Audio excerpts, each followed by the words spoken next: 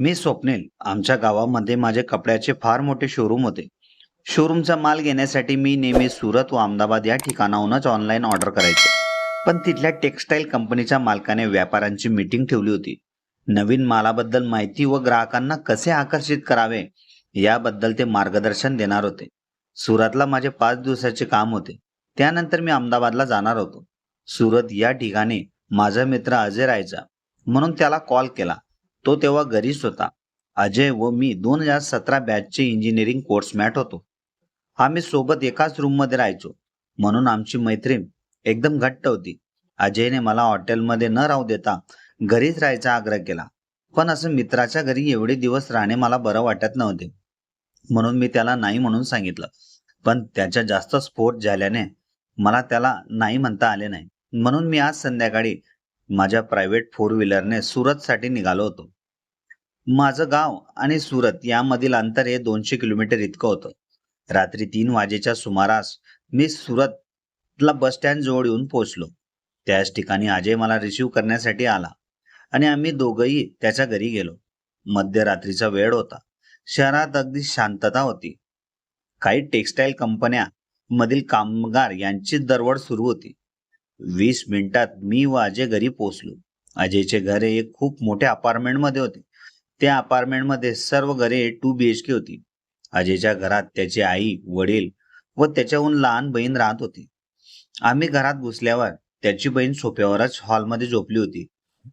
अजयने अगोदरच घरात सांगून ठेवले असावे की माझा मित्र रात्री कोणत्याही वेळेस येऊ शकतो, म्हणून एक रूम रिकामा ठेवावा. आणि त्या रूममध्ये मी व अजय झोपण्यासाठी गेलो. सकाळी 9 वाजेच्या सुमारास मला जाग आली. तेव्हा मी पाहिले अजय फ्रेश होऊन रेडीच होता आणि ड्रॉइंग रूममध्ये त्याचे वडील व बहीण टीव्ही पाहत बसले होते. मी त्याच्या वडिलांना जवळ जाऊन नमस्कार केला व त्यांच्या तब्येत व हालचालीबद्दल त्यांना विचारले. तेव्हा ते मला म्हणू लागले, बेटा स्वप्निल, घर में सब ठीक ठाक है ना? त्यावर मी त्यांना म्हणालो, हाँ अंकल, सब मजे में है. यहाँ पे हमारे टेक्सटाइल ओनर ने हम सब व्यापारियों की मीटिंग रखी है. इस सिलसिले में यहाँ आना पड़ा. चलो अच्छी बात है. इसी काम के सिलसिले में हम लोगों से मुलाकात भी हो गई तुम्हारी. काफी दिन से अजय को भी नहीं देखा था मैंने, और हमारी मुलाकात भी इंजीनियरिंग के बाद खाली फोन पे ही होती थी. आमने सामने हम कभी आ ही नहीं पाते थे. त्याची बहीण मीना ती सोफ्यावर बसून माझ्याकडे एकटक पाहत होती. ती साडी घालून बसली होती, याचा अर्थ तिचं लग्न झालेलं होतं असं मला वाटलं. म्हणून मी तिला म्हणालो, मीना दीदी, कैसे हो आप? जीजाजी कैसे है? ससुराल में सब ठीक ठाक है ना? तेवढ्यात ती काही न बोलता त्या ठिकाणाहून उठून सरळ किचनमध्ये तिच्या आईजवळ जाऊन ती काम करू लागली.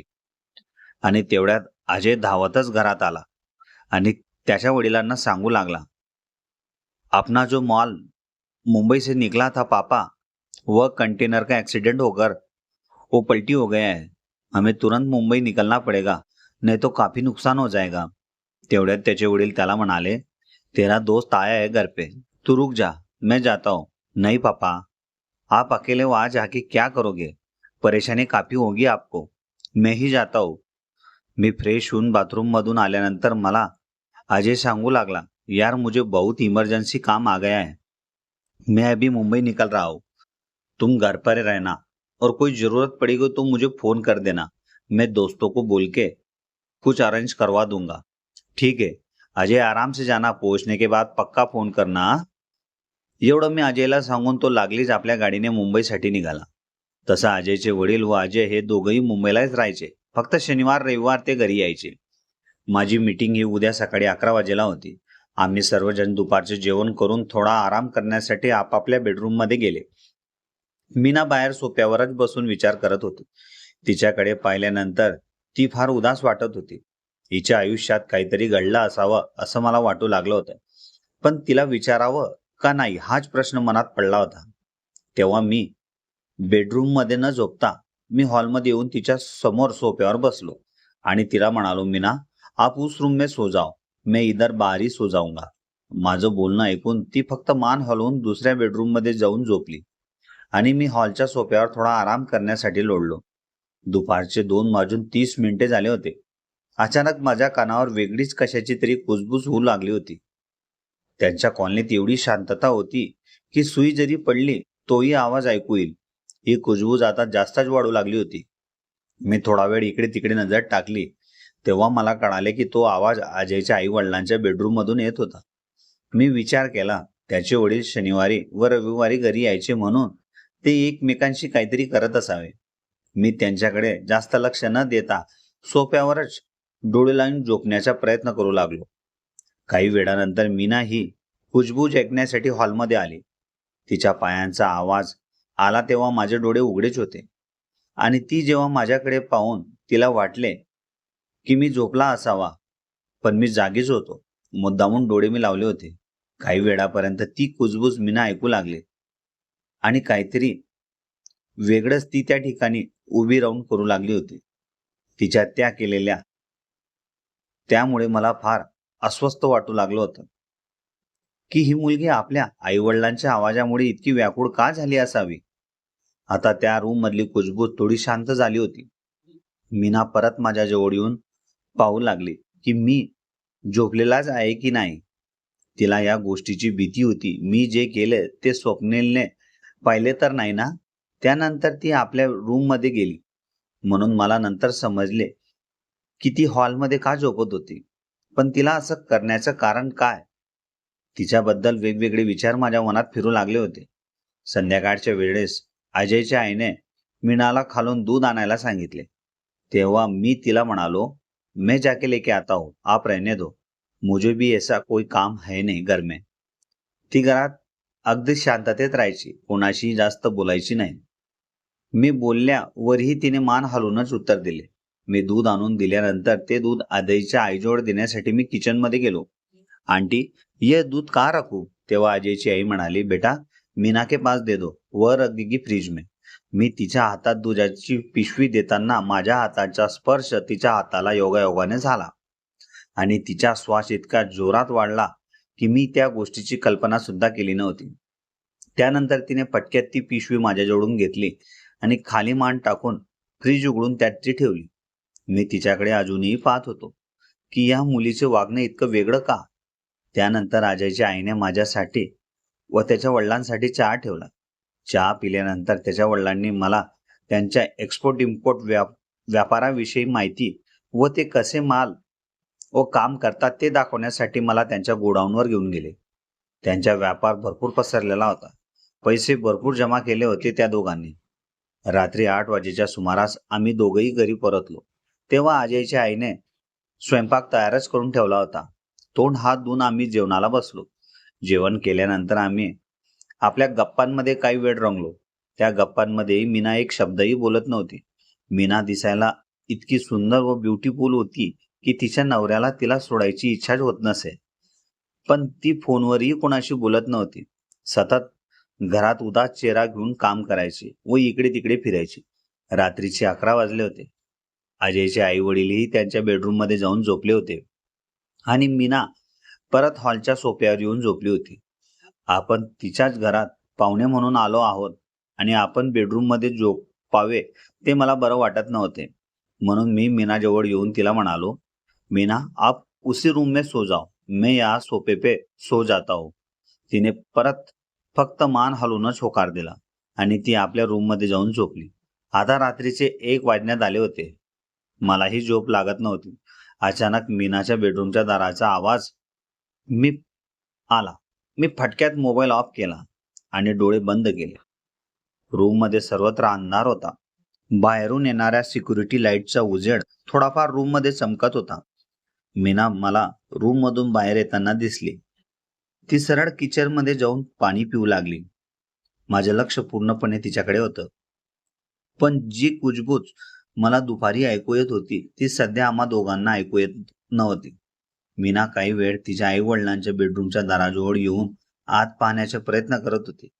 मग मी विचार केला की बंद दाराच्या आत तिला काय दिसणार आहे. मला वाटले ही सायको असावी. हिच्या डोक्यात वेगवेगळे विचार येत असावे. त्यानंतर ती आपल्या रूम मध्ये जाऊन झोपली. मीही तिच्या विचारात झोपलो. सकाळी मला लवकर जाग आली.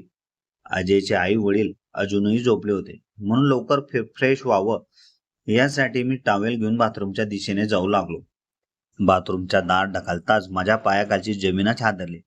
समोर मीना उभी होती. ती अशा अवस्थेत होती की मी कधी कोणाची कल्पनाही केली नव्हती. मी फटक्यात त्या ठिकाणाहून निघून हॉलमध्ये सोफ्यावर येऊन बसलो. माझं अंग थरथरत होतं. मला भीती वाटत होती की माझ्याने खूप मोठी चूक झाली, पण मला या गोष्टीची कल्पना नव्हती की मीना तयार होण्यासाठी बाथरूमच्या आत आहे.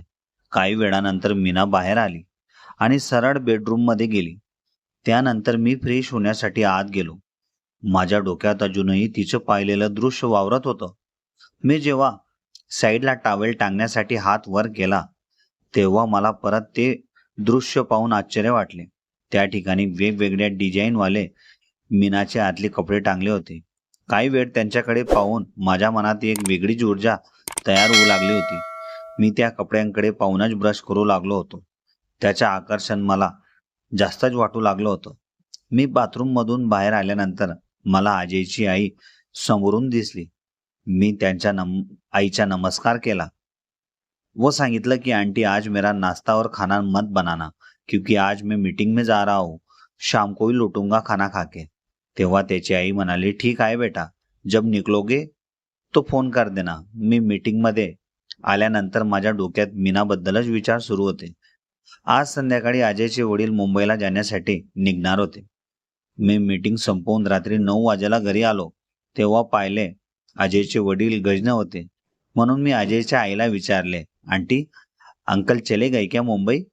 त्यावर त्याची आई म्हणाली, हाँ बेटा, शाम को 6 बजे ही वो निकल गए थे. बेटा, तुमने खाना खाया?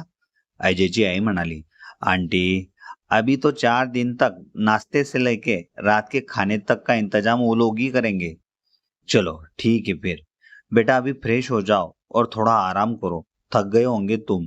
अजयची आई म्हणाली, आज दिवसभर फार कंटाळलो होतो. बसून बसून शरीर अगदी जड झालं होतं, म्हणून झोपही फार लागत होती. उद्या मीटिंगचा टाइम हा 11 वाजेचा होता, म्हणून मीना यायच्या अगोदरच मी सोफ्यावर येऊन झोपलो. काही वेळानंतर मीना मला पाहण्यासाठी हॉलमध्ये आली. तिला दिसले की मी सोफ्यावर ऑलरेडी झोपलेला आहे, म्हणून ती त्या ठिकाणी न थांबता बेडरूममध्ये गेली. रात्री साधारणतः 1 वाजेच्या सुमारास दाराची बेल वाजली. मी अगदी गाढ झोपेत होतो. माझे डोळे उघडायची हिंमतही होत नव्हती, पण बेलचा आवाज मला कानी पडला होता. हळूहळू बारीक डोळे करून मी कसे तरी जागे झालो आणि समोरचे दृश्य पाहून मी चकितच झालो. अजयची आई दार उघडून एका मनुष्याचा हात धरून आपल्या बेडरूममध्ये नेत होती. मी त्याच्या परिवाराबद्दलच विचार करू लागलो होतो. अगोदरच दिवसभर त्याची बहीण मुकी राहते, तिला बोलता येतं, तरीही ती न बोलण्याचे नाटक करते, आणि आता अजयची आई कोणत्या तरी माणसाला आपल्या बेडरूममध्ये घेऊन जाते. त्यांचा प्रकार मला काही कळतच नव्हता. 15-20 मिनिटांनंतर मीना तिच्या रूममधून बाहेर येते. अजयच्या आईच्या बेडरूमचा लाईट ऑन होता. त्याच्या उजेड दाराच्या फटीतून मला दिसत होता. मीना अगोदर किचनमध्ये जाऊन पाणी पिऊ लागली. त्यानंतर ती तिच्या आईच्या बेडरूमच्या दाराजवळ येऊन आतलं दृश्य पाहू लागली. ते दृश्य पाहिल्यानंतर तिच्या मनात एक वेगळीच ऊर्जा व तरंग निर्माण व्हायची. तिला काहीतरी करायची इच्छा व्हायची, पण तिच्याने ते होत नव्हते. मला असं वाटत होती की ते करण्यासाठी तिला कोणाची तरी गरज असावी. रात्रीचे 2 वाजले होते. मीना अजूनही त्याच ठिकाणी उभी होती. माझ्याही मनात उत्सुकता निर्माण झाली की मीना रोज रात्री येऊन या ठिकाणी असं काय पाहते. हळूहळू पावलांनी मी तिच्या मागे येऊन उभा राहिला. मीनाला जेव्हा कळाले की आपल्या मागे कोणीतरी उभे आहे, तेव्हा ती फार घाबरली होती. तिची हिंमतही होत नव्हती मागे फिरून पाहण्याची. आता तिने हिंमत केली आणि हळूहळू आपली मान तिने वळवली. समोर मी दिसताच तिचं अंग थरथरायला लागलं होतं. तिला असं वाटू लागलं होतं की तिने केलेले कृत्य हा आपल्या भावाला व वडिलांना सांगेन, म्हणून ती त्याच ठिकाणी रडू लागली. मी तिला समजावून सांगण्याचा प्रयत्न करू लागलो. मीना, रो मत. तुम क्यों रो रही हो? मैं तो खाली यह देखने आया था कि तुम इस जगह क्यों खड़ी हो. मैंने तुम्हें कुछ बोला भी नहीं और आप रो रही हो. तुम मुझे बताओगी, तुम रोज रात को यहाँ आके क्यों खड़ी रहती हो? तुम्हारी जैसी इतनी सुंदर और खूबसूरत लड़की इस तरह घर में पागल की तरह घूमती है। मुझे कुछ अजीब लगता है। तुम्हारे साथ कुछ हुआ है क्या मीना? तेव्हा मीनाने माझा हात पकडून मला तिच्या बेडरूममध्ये नेले आणि तिच्या सोबत झालेली घटना मला सांगू लागली. तेव्हा मला आश्चर्याचा धक्काच बसला. आम्ही दोघं जण तिच्या बेडरूममध्ये जाऊन बेडवर बसलो. मी तिच्या गोष्टी ऐकू लागलो होतो. त्यावर मीना म्हणाली, आज से 1 साल पहले मेरी शादी मेरे पिताजी ने बड़ी धूमधाम से की थी. वो लोग भी गांधीधाम के रहने वाले थे. उनका भी बहुत बड़ा व्यापार था. शादी के 1 महीने तक मेरे और मेरे पति का आपस में मेल मिलाप और प्यार काफी बढ़ गया था. हम दिन में एक दूसरे से 4-5 बार फोन में लगातार बातचीत करते थे. मगर जैसे मेरी शादी के 3 महीने हुए तब मेरे पीठ पर और पैर पर सफेद दाग के निशान मेरे पति ने देखे. तब वो काफी चौंक गए कि पहले इसको तो ऐसे कुछ नहीं था, तो ये बीमारी कहाँ से हुई? उस वजह से मेरे पति ने मेरे से बातचीत करना बंद कर दिया था. वो मुझे पत्नी समझते ही नहीं थे. मेरे से हर तरह का रिश्ता उन्होंने तोड़ दिया था. मैं लाचार हो गई थी. उस घर में अगर पति ही मेरा साथ नहीं दे रहा तो मैं क्या करूं? ऐसे टाइम बीतते बीतते महीने हो गए. उस घर में मेरा दम घुटने लगा था. मेरे जीने की ख्वाहिश ही खत्म हो गई थी. इसलिए मैंने पापा से बात करके उनसे तलाक ले लिया और यहाँ आके मुझे 4 महीने हो गए थे. मगर एक शादीशुदा लड़की का तलाक होने के बाद उस पे क्या बीतती होगी, यह मेरे परिवार को उस चीज की फिक्र ही नहीं थी. और मेरे पापा और भाई हफ्ते में 5 दिन मुंबई को रहते थे और 2 दिन घर पे. जब पापा और भैया मुंबई जाते थे तब एक दिन माँ ने फोन करके किसी अंकल को घर पे बुलाया था. मुझे लगा कि कोई रिश्तेदार होगा हमारा. कुछ देर तक दोनों सोफे पे बैठकर बात करते रहे. मुझे नींद आ गई इसलिए मैं सोने चली गई. मगर जब रात को 1 बजे मेरी आंख खुली तब माँ के रूम से मुझे किस चीज की तो भी आवाज आने लगी. जब मैं माँ के रूम के पास गई तब उस आदमी और माँ में प्यार भरी बातें चल रही थी. उसे मेरा मन अधिक व्याकुल हो गया क्योंकि पहले ही पति ने मेरा साथ छोड़ दिया था. मैं किसके सहारे जीती? बाद में जब मैंने छानबीन की तब मुझे पता चला कि वह आदमी मेरी माँ का बॉयफ्रेंड था. वह स्कूल में एक साथ पढ़ते थे और वह आदमी हमारे ही अपार्टमेंट में नीचे वाले फ्लोर में रहता है. अगर मेरी माँ उसकी ख्वाहिशों के लिए दूसरा प्यार कर सकती है, मैं तो खाली उनको देख के ही अपना मन की तसल्ली कर रही थी. और स्वप्निल, जब से तुम हमारे घर पे आए हो तब से मेरा आकर्षण तुम्हारी तरफ ज्यादा बढ़ चुका था. मगर मीना, मैं तुम्हें वह वैसा प्यार नहीं दे सकता क्योंकि तुम मेरी दोस्त की बहन हो. हाँ, मैं अजय से कहकर तुम्हारी दूसरी शादी करवा सकता हूँ. त्यावर मीना म्हणाली, अभी तक उसने शादी इसलिए नहीं की है कि वो भी नीचे वाली भाभी के चक्कर में है. उस भाभी की अभी 2 महीने पहले शादी हुई है और इसी अपार्टमेंट में रहने के लिए 1 महीने पहले आई है. तभी से उन दोनों का प्यार में चक्कर चल रहा है. मेरी इच्छाएं और ख्वाहिशें ऐसे भी मर चुकी है. मुझे बस तुम्हारा ही सहारा चाहिए स्वप्निल.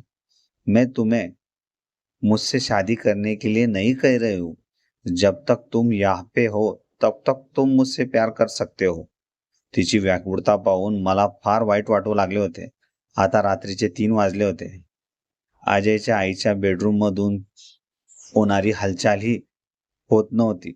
हळूहळू मीनाचा हात माझ्या हाताला स्पर्श करू लागला. तिच्या मनात चाललेली चुळबुळ मला समजू लागली होती. ती आता माझ्या जवळ येऊन बसली होती. तिला त्या गोष्टी माझ्याकडून हव्या होत्या, ज्या गोष्टी ती मागच्या 5-6 महिन्यापासून तिला मिळाल्या नव्हत्या. आता तिची उत्सुकता पाहून माझ्या मनात कंट्रोल नव्हते. म्हणून माझे दोघंही हातात मी मीनाचा चेहरा पकडला आणि हळूहळू माझे ओठ तिच्या ओठांवर ठेवले. माझ्या ओठांचा स्पर्श तिच्या ओठांना होताच तिच्या श्वासांचा वेग जोरात वाढू लागला. हळूहळू आम्ही एकमेकांच्या मिठीत सामावून गेलो. मीनाला माझ्यापासून वेगळं व्हायची इच्छाच होत नव्हती. मग आम्ही दोघं एकमेकांच्या प्रेमात एवढे गुंग झालो, अक्षरशः घामाने ओले चिंब होऊनच आम्ही शांत होऊन वेगळे झालो. आता जोपर्यंत मी अजयच्या घरी होतो तोपर्यंत दुपारी व रात्री माझी व मीनाची भेट बेडरूम मध्ये व्हायची. इकडं अजयची आई व्यस्त असायची आणि मी मीनासोबत व्यस्त असायचो. मीनाची आठवण माझ्या हृदयात सतत साठवून ठेवावी अशी होती. हळूहळू मीनाचे माझ्यावरही भरपूर प्रेम झालं होतं. तिला मला सोडायची इच्छाच होत नव्हती.